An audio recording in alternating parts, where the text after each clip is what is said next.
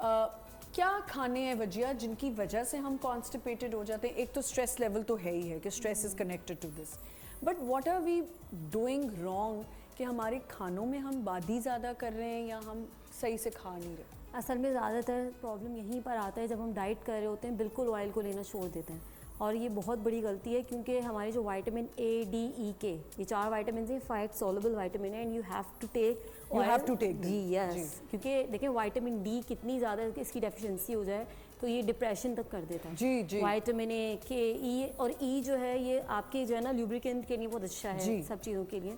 तो ये सबसे बड़ी मिस्टेक होती है कि हम ऑयल बिल्कुल छोड़ देते हैं, हम डाइट पे गए हैं, हमें सिर्फ बॉयल लेना है, तो ये सबसे बड़ा प्रॉब्लम होता है। क्योंकि अगर लुब्रिकेशन कम होगी, ऑब्वियसली आपका पूरी ड्राई होगी तो आप कॉन्स्टिपेटेड होंगे। और मैं इससे हट के थोड़ी सी बात करूंगी कि हमें थोड़ा सा इस चीज़ पे ध्यान देने की ज़रूरत है कि हाउ टू ईट, आपको खाना कैसे है। देखिए हमारी बॉडी की ना 2 स्टेट्स होती हैं, एक आपकी कॉन्शियस स्टेट होती है, एक सबकॉन्शियस होती है, यानी कि पैरासिम्पैथेटिक और सिंपैथेटिक।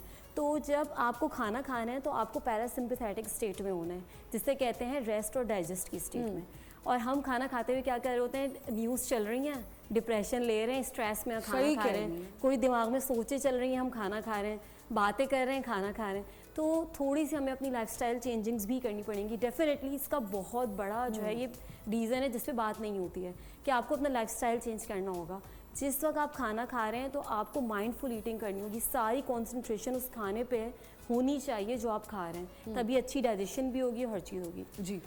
सेकेंडली मैं ये कहूँगी कि जब हम लोग निवाला ले रहे हैं तो फिर उसे अच्छी तरह से चबा के खाएं, जी, च्यू करें, क्योंकि जो हमारा सलाइवा है ना इसके अंदर भी डाइजेस्टिव एंजाइम्स मौजूद हैं। अच्छा। और डाइजेशन माउथ से ही स्टार्ट हो जाती है। तो जब हम तेज़ तेज़ जल्दी जल्दी खा रहे हैं, बस सोचो में बातें कर रहे हैं, टीवी देख रहे हैं, तो फिर हमने सही से चबाया भी नहीं और फिर बर्डन हो जाता है स्टमक के ऊपर, और जितना ज़्यादा हम बर्डन देते जाएंगे ऑब्वियसली फिर ये आपको प्रॉब्लम्स जैसे कॉन्स्टिपेशन हो गया, ये हो गया। देखिए गट को कहते हैं सेकंड ब्रेन। हाँ हाँ, फौरन आपका ना ताल्लुक है इसके उसी से ताल्लुक जी। तो जितनी ज़्यादा हमारी कंसंट्रेशन माइंड हमारा माइंडफुली जब उस पे ऊपर होगा तो आधे मसले तो यही हमारे हल वहीं ख़त्म हो जाएंगे।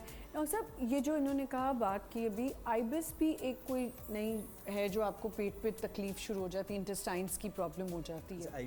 आईबीएस इरिटेबल बाउल सिंड्रोम, उसमें सिंपल वर्ड्स में इंटेस्टाइन सेंसिटिव हो जाती है। अच्छा। पेशेंट को सिम्टम्स जरूर हो रहे होते हैं लेकिन उनको और इसकी वजह क्या होती है? उसकी यही लाइफस्टाइल, टाइम पे खाना, टाइम पे सोना। कुछ लोगों को डायरिया हो रहा होता है, कुछ लोगों को इसमें कॉन्स्टिपेशन हो रही होती है जी, तो उसमें डाइटरी मेजर्स, कुछ दवाइयाँ, स्ट्रेस लेवल, इन चीज़ों को। अच्छा, मैं आपको बताऊं कि ये इधर मैं ऐड ऑन ज़रूर करना चाहूँगी क्योंकि सोशल मीडिया पे आप बहुत सी चीज़ें देख रहे हो। हमारे यहाँ सोशल मीडिया पे क्या, हमने तो खुद अपनी आंखों से अब ये एक्सपीरियंस कर लिया है कि यंग डेथ्स, इतनी यंग डेथ्स हो रही हैं, और ज़्यादातर मर्द हज़रात में हार्ट अटैक और ख़वातीन में बढ़ता जा रहा है।